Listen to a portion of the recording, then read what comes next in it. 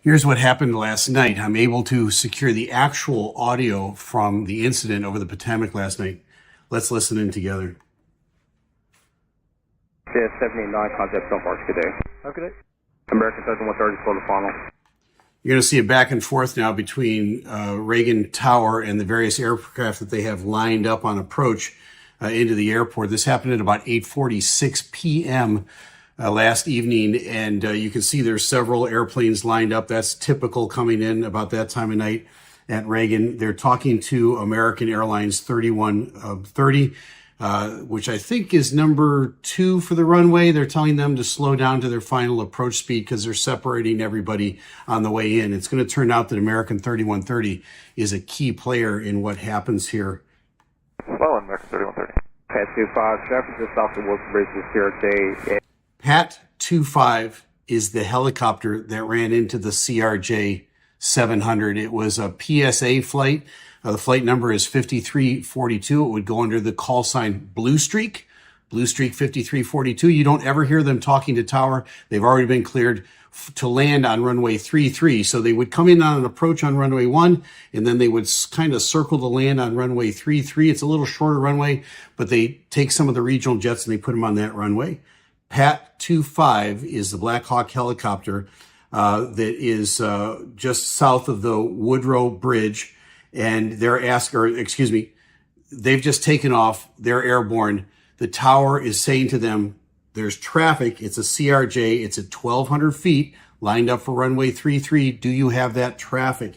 Pat 25 is going to call back and say yes. It's 1,200 feet, start runway 33. Pat 25 says, has the traffic in sight, request visual separation. What that means is that they're going to take responsibility for visual separation from that aircraft. What happened?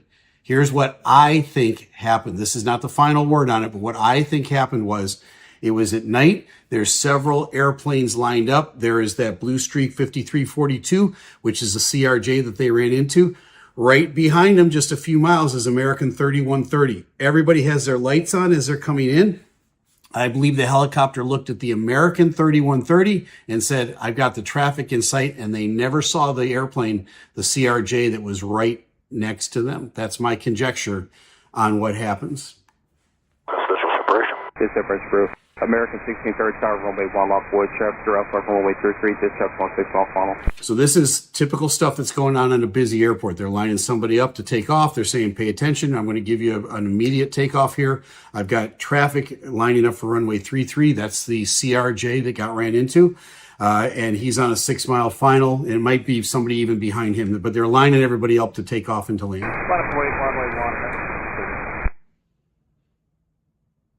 Whiskey 5307. Keep rolling out to November, South 47 today.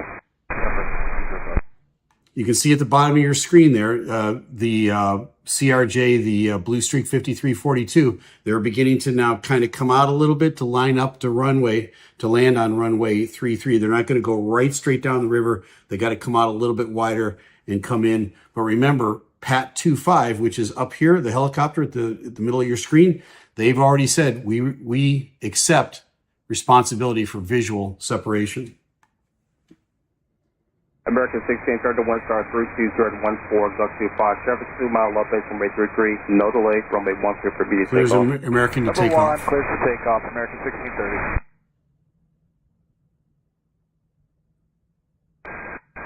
Here it comes. CRJ in sight. Now the tower is seeing what's happening, and they're saying, do you have the CRJ in sight? Because you guys are getting kind of close. And the Pat 25, the helicopter, says once again, yeah, and I'm asking for visual separation. Okay, the responsibility is on you then. Pat 25, pass line is CRJ. Pat 25 has a aircraft in sight, request visual separation. Okay, so Pat 25 says, has the aircraft in sight, request visual separation. I don't think they had these guys in sight. I think they had the airplane behind them in sight. That's why this is such a tragedy.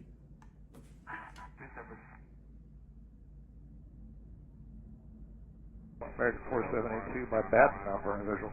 American 472 Oscar Star 1 star 32017.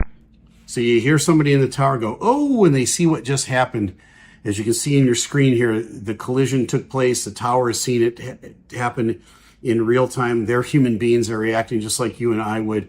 The helicopter ran into the CRJ. The CRJ's airspace was their airspace. In front of them, behind them, on both sides of them, it was the responsibility of the helicopter to maintain visual separation.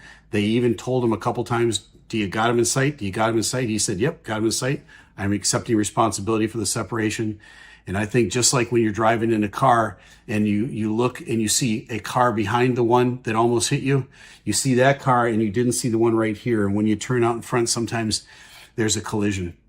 It's really tragic when this happens in an airplane. Again, it's been decades since there's been a mid-air collision in this country. This is such an unusual circumstance to take place. It's such a tragedy. It's been 12 years since there's been a fatality in a commercial airliner here in the United States. That's unprecedented. And that wasn't a mid-air collision. That was just an accident. This is a mid-air collision, and this hasn't happened in forever. So now we know what's going on here. Pat 25, the helicopter, accepted responsibility for visual separation. They probably had their eyes on the airplane behind them, and then they tragically ran into these guys. Did you see that? 472. American 3130, go around, turn left in 250, climb maintain 3000. So now what happens from the tower's perspective is they have to work through denial pretty fast. They just saw this happen in real time in front of them. They're human beings like the rest of us. They're kind of in shock. But they've still got airplanes coming in. They've got American Airlines 1630, which just took off. They've got to hand them off to departure. They got American 3130 that's coming in. They got American 472 behind them. They got to do something with these airplanes. Right? The airplane port is going to be shut here in a second. So they're going to start telling all these guys to go around while they're trying to handle the emergency and get the emergency equipment out. And all of that is, everybody's kind of in a little fog for a few seconds here while all of this is taking place. The tragedy of it hits you hard, and they're very professional. Watch how they handle this, but man, they're busy. Okay, left heading 350, 3000, American 3130. Tower, Blue Streak, 5347 is on final. Request runway 33, circle to 33. Second heading for American 3130. American 3130, go around, turn left in 270, climb maintain 3000. 270 on the heading, 3000. See how fast he's talking? He's trying to get all these other airplanes out of here. Crash. This is Alert 3. Crash. Okay, what's MWAA? It's the Metro Washington Airport Authority. Every airport has some sort of governing authority over it. Many times it's called the Port Authority. Up in Boston, it's Mass Port, right? In New York, it's the Port Authority. Down here in Washington, it's the Metro Washington Airport Authority. They're now announcing officially there's a crash. So they go over the radio and they broadcast to everybody. The tower is the main recipient of this, that there's been a crash. He's going to repeat that. That puts a whole bunch of things into motion all at the same time. The fire crews now are going to jump in their uniforms. They're going to get in their fire trucks. They're going to drive to where the crash is. There's going to be details about this coming, but this whole thing is very frenzied and happens very fast. But these are really highly trained professionals. They do a really terrific job. Alert 3. Crash. This is Alert 3. And Alert 3 is a crash. Oh, shit. Where's the Alert 3? It is off the approach end of runway 33. Approach end of runway 33. Helicopter crash. Helicopter. Copy out this morning. Crash. This is Alert 3. 2 helicopters. Okay, so again, fog of war. The first report that they get is that it's 2 helicopters. They're going to clarify this really quickly because the tower is talking back and forth to them. The tower is going to say, nope, it was a CRJ and a helicopter. So they get this cleared up pretty fast. Well, helicopter CRJ approach end of runway 33. That's really fast. The approach end of runway 33, a mile off final. Crash. Kilo CRJ, approach end 33. Okay. How many totals on board? We don't have any of that information. Towers reporting a CRJ and a helicopter crash in Potomac River. So they're passing the information back and forth to the first responders who need it. Everybody's trying to clarify while they're jumping in their trucks and they're heading out there. Now they know exactly where they're going. It's at the approach end of runway 33. It's somewhere in the Potomac. Now they're going to have to coordinate boats and other things. Eventually they're going to get helicopters involved.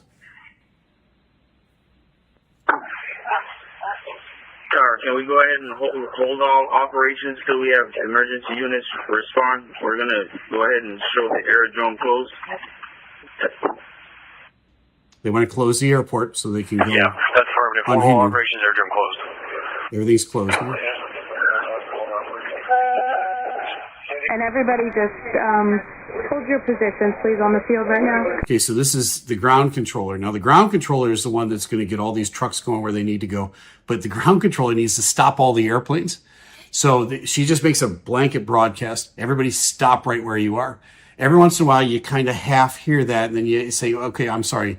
And there's also people asking to be released from their gate to go. They're not into what's going on yet because they just put their headsets on and they're just getting ready to go. One aircraft's going to ask to do this, and she's just going to say, everybody stop. That's 43, ready for taxi. Everyone's going to have to hold for down. No. I'll get back to you just as soon as I can. Fire command. The accident happened in the river.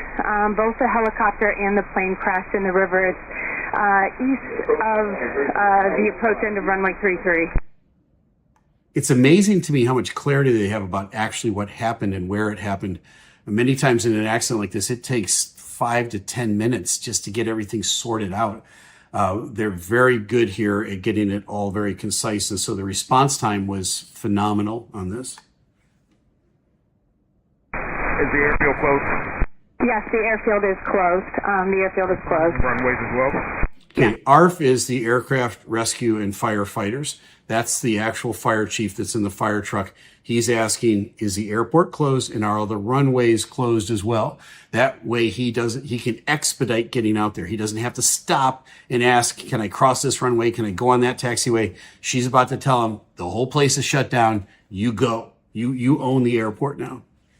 All runways are closed. Nobody's landing. No one's moving at all. And we have clearance across all taxiways and runways, correct? Yes, you have clearance through the whole field, all taxiways and runways. So basically she's saying to these guys, go. And at that moment, the fire trucks take off. What we know about the accident at this point is that there were no survivors. It's now a recovery operation. That's the sad part about all of this. And that's the part that really hits us hard right here. But I know you wanted to hear what happened and maybe my response to how they handled this emergency and what led to it. It looks pretty clear at this point that the helicopter had accepted visual separation. That's when they make that call, when they're cleared for that. They said, yep, we've got the airplane in sight. And the airplane they had in sight was the wrong airplane. There was another one in between that and the one that they were looking at. And sadly, they ran into that aircraft. So folks, we're hoping that this never happens again. I know that my annual training, I will certainly get some training on avoiding mid-air collisions. I have over my career, but they will refresh this as more details about this situation comes out. And the really wonderful part about that is they share all of the information they get, the FAA, with every other airline around the planet. So we all can avoid having a tragedy like this happen in the future. We will train to make sure that this never happens again. Well, there you go.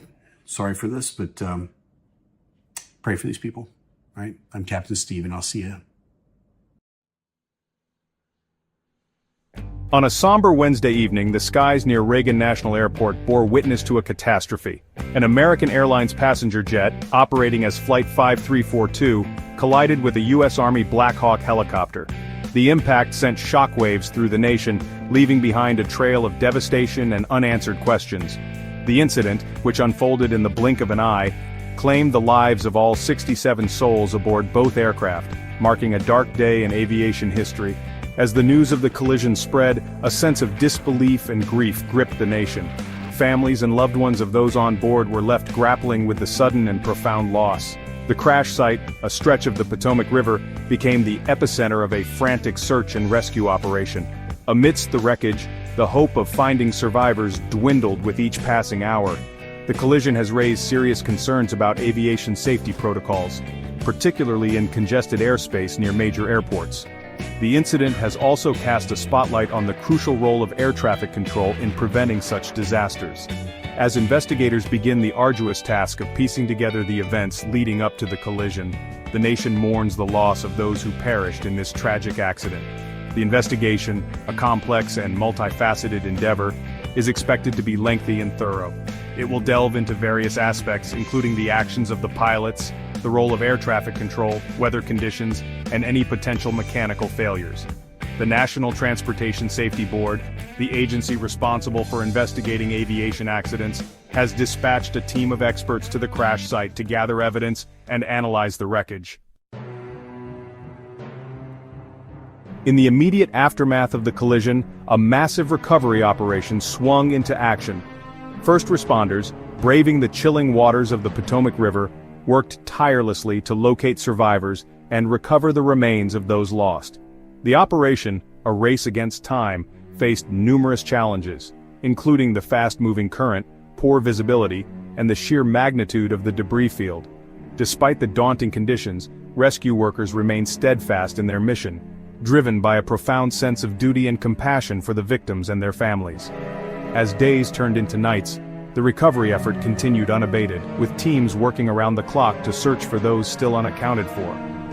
The grim task of recovering the remains of the victims was made even more challenging by the fact that some of the wreckage had sunk to the bottom of the river. Divers, using specialized equipment, meticulously combed the riverbed, carefully retrieving any human remains or personal belongings they could find. The recovery of the aircraft's black boxes, crucial pieces of evidence that record flight data and cockpit audio, was a top priority for investigators. These devices, often referred to as flight recorders, could provide vital clues about the moments leading up to the collision. The recovery effort, a testament to the resilience and dedication of those involved, continued for several weeks. The painstaking process of identifying the victims, a somber and emotionally charged task, relied on DNA analysis and other forensic techniques. As the recovery operation drew to a close, the focus shifted to the investigation, with the NTSB working tirelessly to determine the cause of the collision and prevent similar tragedies from occurring in the future. At the heart of the investigation into the mid-air collision lies the critical role of air traffic control. As the eyes and ears of the skies, air traffic controllers bear the immense responsibility of guiding aircraft safely through the airspace, preventing collisions and ensuring the smooth flow of air traffic. In the wake of the tragedy, investigators are meticulously scrutinizing the actions of the air traffic controllers on duty at the time of the accident, examining radar data, communication logs, and other relevant information. One particular area of focus is the fact that a single air traffic controller was responsible for managing both airplanes and helicopters in the vicinity of Reagan National Airport at the time of the collision. This practice, while not uncommon, has raised concerns about potential overwork and the ability of a single controller to effectively manage a high volume of air traffic, especially in a complex airspace like that surrounding a major airport. Adding to the complexity of the situation, reports have emerged suggesting that the air traffic control tower at Reagan National Airport was understaffed on the evening of the accident. The facility, which typically operates with a full complement of controllers, was reportedly short-staffed due to a combination of factors, including sick leave, training, and scheduling issues. The issue of air traffic controller staffing has been a long-standing concern within the aviation industry, with critics arguing that chronic understaffing can lead to controller fatigue, increased workload, and an elevated risk of errors. The investigation is also examining whether there were any deviations from established air traffic control procedures that may have contributed to the collision. Specifically, investigators are looking into reports that the Black Hawk helicopter involved in the accident was flying at an altitude higher than its approved flight path. The helicopter, which was on a training mission, was supposed to be flying at a lower altitude, which would have kept it clear of the airspace used by commercial airliners like the American Airlines jet. As the investigation into the tragic collision progresses, the NTSB is meticulously piecing together the events that led to the disaster. The agency, known for its thoroughness and expertise in aviation accident investigations, is pursuing multiple lines of inquiry, examining factors such as pilot actions, air traffic control procedures, weather conditions, mechanical issues, and human factors. The goal is not only to determine the cause of the accident, but also to identify any systemic safety deficiencies that may have contributed to the tragedy. One of the key pieces of evidence in the investigation is the data retrieved from the flight data recorders and cockpit voice recorders of both aircraft. These devices, commonly referred to as black boxes, provide a wealth of information about the performance of the aircraft, the actions of the pilots, and the communications between the aircraft and air traffic control. Analysts are carefully scrutinizing the data from the black boxes, looking for any anomalies or inconsistencies that could shed light on the cause of the collision. In addition to analyzing the black boxes, investigators are also conducting interviews with witnesses, including air traffic controllers, ground crew members, and any individuals who may have observed the accident. These interviews are crucial for gathering first-hand accounts of the events leading up to the collision and for gaining a better understanding of the circumstances surrounding the tragedy. The NTSB is also working closely with the Federal Aviation Administration, the agency responsible for regulating civil aviation, to review air traffic control procedures and identify any potential areas for improvement. The investigation, a complex and time-consuming process, is expected to take several months, if not longer, to complete. The NTSB, committed to transparency and accountability, will release a preliminary report within a few weeks outlining the factual findings of the investigation thus far. However, the final report, which will include the agency's conclusions and safety recommendations, is not expected for at least a year.